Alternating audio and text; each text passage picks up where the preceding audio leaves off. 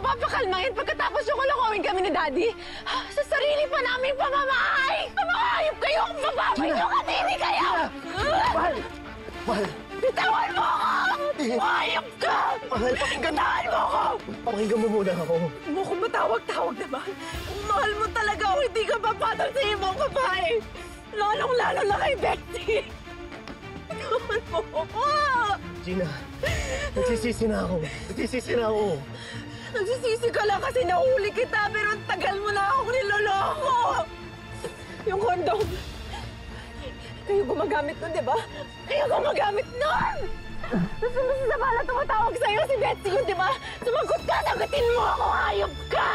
Gina, oo, inaamin ko, niloko kita. Pero tinapos ko na lahat. Kaya ako kinita sa Betsy para sabihin sa kanya na layuan niya na ako dahil hindi ko na kaya saktan ka. Sa tingin mo maniniwala pa ako sa'yo. Hindi na ako magpapauto sa'yo, Gerald. Kahit maglapatay ka pa dyan, hindi kita mapapatawa!